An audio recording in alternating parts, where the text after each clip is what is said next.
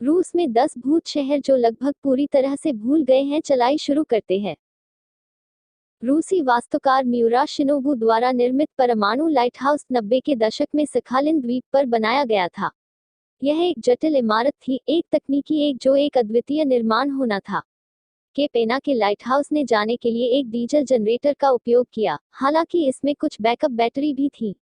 90 के उत्तरार्ध में परमाणु लाइटहाउस को अधिक धन बचाने के तरीके के रूप में अधिक शक्ति के साथ दोबारा लगाया गया था। यह किसी भी तरह से अस्वीकार कर दिया गया है, इसलिए इमारत अब समुद्र द्वारा अकेले रहती है, निराशाजनक रूप से एक नए संभावित पुनर्निर्माण की प्रतीक्षा कर रही है। याकुतिया में स्थित तथाकथित हीरा खान एक प्रमुख वित्तीय स्रोत था जो इस क्षेत्र और उसके लोगों के लिए नौकरियां और राजस्व प्रदान करता था। जैसा कि अभी भी विशाल और बड़ा है, यह खुला गड्ढा हीरा खदान दिन में वापस उच्च गुणवत्ता वाले रूसी हीरे की एक विशाल मात्रा का उत्पादन करेगी। संक्षेप में, शहर की गतिविधियों ने जीवन को व्यस्त और धन से भरे रहने के लिए अधिक से अधिक हीरे के उत्पादन के चारों ओर घूमता रहा।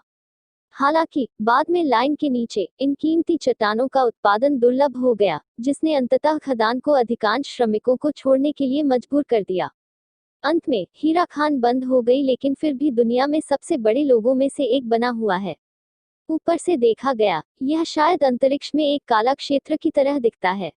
ऐसे पहले भव्य होटलों के बारे में कुछ है जो हवा में बेचैनी के कुछ वाइब्स डालते हैं, हालांकि ज्यादातर लोग अभी भी इस तरह के रहस्यमय स्थानों की खोज का आनंद लेते हैं। यह होटल 1990 में बनाया गया था और विशाल नदी कार्पोवस्की को नजरअंदाज करने की योजना बनाई गई थी। जल्द ही सुरुचिपूर्ण दीवारें बढ़ने लगी और उत्तरी क्राउन लगभग पूरी तरह से समाप्त हो गया था जब अचानक परियोजना पैसे से बाहर हो गई थी। स्वाभाविक रूप से वित्तीय मुद्दों के कारण निर्माण बंद कर दिया गया था और अंततः होटल को अलग करने के लिए छोड़ दिया गया था। मूल रूप से उत्तरी क्राउन को लगभग 250 डीलक्स कमरे की पेशकश करने की योजना बनाई गई थी जो अब विनाश और विस्मरण में डूब रहे हैं। रूस में एक और रहस्यमय स्थान जो हीरा खान के रूप में डरावना प्रतीत होता है, यह अजीब इमारत है जो डगेस्टन में दगस्तान संयंत्र के रूप में जाना जाता है। प्रारंभ में डगडिजेल संयंत्र का उपयोग रूस में सैन्य विभाग के लिए एक परीक्षण केंद्र के रूप में किया गया था। मूल योजना के अनुसार इसे 1939 तक संचालन में रखा जाना था, हालांकि विचार वास्तव में अल्पकालिक था क्योंकि सैन्य जरूरतों के कारण वर्षों में बदलाव की जरूरत है। खैर, यह रूसी टेस्ट सेंटर अभी भी कैस्पियन सागर में रहता है, लेकिन वैसे भी किसी भी तरह से इसका शायद ही कभी उपयोग किया जाता है। इसके शीर्ष पर दगदीजेल संयंत्र किनारे से लगभग 2 मील से अधिक स्थित है, इसलिए वहां वास्तव में केक का एक टुकड़ा नहीं है। आज यह केवल आगंतुक ऐसे पक्षियों हैं जिन्होंने जमीन बनाई है। यह पूर्व में सुंदर महल एक 9वीं शताब्दी में डिजाइन और निर्माण किया गया, केवल एक पुरानी धूलदार स्मृति से ज्यादा कुछ नहीं है। एक समय था जब ज़क्लूची कई यात्रियों की कल्पना को पकड़ने के लिए प्रयोग किया जाता था, लेकिन अब महल एक छोटी झील के तट पर अकेला और चुपचाप बैठता है, जो रोली पहाड़ियों और एक विचित्र टावर से घिरा हुआ है। इस महल के बारे में शायद हमें सबसे ज्यादा क्या हमला करता है, वह फैंसी बाहरी और खराब पेंट जॉब है जो बुरी तरह से छील रहा है। लेकिन रेट्रोस्पेक्ट में इस महल रूसी वास्तुकार एस द्वारा निर्मित खरेनोव मास्को का गौरव होना चाहिए था। शीतलन कहानियां हमेशा स्कूलों और अस्पतालों की तरह निर्जन स्थानों का पालन करती हैं, और मॉस्को के खोवरिंस्काया अस्पताल वास्तव में आज की सूची में अपवाद नहीं है। भवन का निर्माण 90 के दशक के उत्तरार्ध में किया गया था, लेकिन परियोजना को अंततः वित्त पोषण की कमी के कारण बंद कर दिया गया था। दिलचस्प बात यह है कि निर्माण अपर्याप्त रूप से शुरुआत से शुरू किया गया था क्योंकि यह एक खराब नींव पर बनाया गया था। साइट एक नदी का हिस्सा बनती है, जिससे वैसे भी ऐसी विशाल संरचना का समर्थन करने के लिए जमीन कम हो जाती है।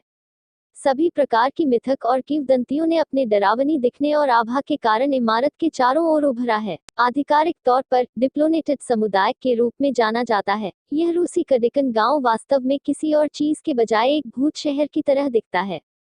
मूल रूप से यह जगह कोयला खनन गांव के रूप में स्थापित किया गया था, लेकिन निगम कई घटनाओं के कारण दरवाजे बंद कर देते हैं।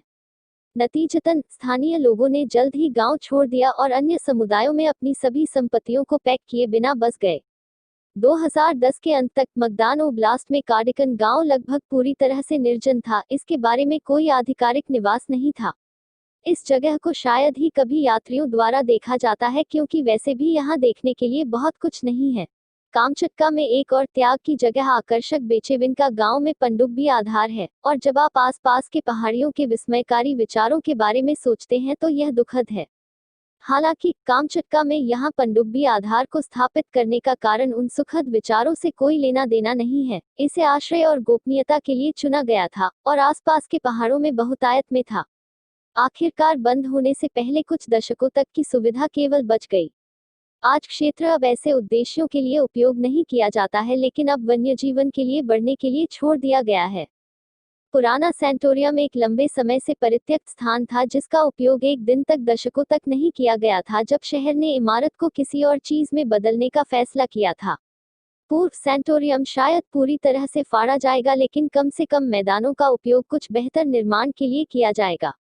इस जगह के बारे में क्या दिलचस्प है कि यह मॉस्को के बाहर स्थित है, कुछ तालाब के पास जो मछुआरों के लिए प्रमुख हॉटस्पॉट हैं।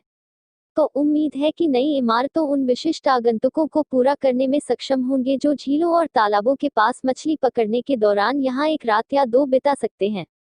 मातृत्व अस्पताल एक समय में एक आधुनिक भवन था जब टाउनशिप संपन्न हो रही थी। अस्पताल 18वीं शताब्दी में बनाया गया था और उन्हें सैनिकों की देखभाल करना था। हालांकि यह एक मातृत्व वार्ड में बदल गया था बाद में। हालांकि अस्पताल और शहर को भूत की तरह आकार में छोड़ दिया गया। अब इमारत प्रेतवाधित अस्पतालों जैसा दिखता है, जैसे हम उच्च बजट वाली फिल्मों में देखते हैं। उस पुरानी विवरण और ठोस दीवारें जो अलग हो रही हैं, केवल उस स्थान पर एक अतिरिक्त आकर्षण जोड़ें। आप देखते हैं, इसके बहुत सारे पहलू हैं जो इसे अतिरिक्त डरावना और रहस्यमय बनाते हैं। अगर आपको और वीडियो चाहिए तो लाइक, सब्सक्राइब एंड कमेंट करके बताएं।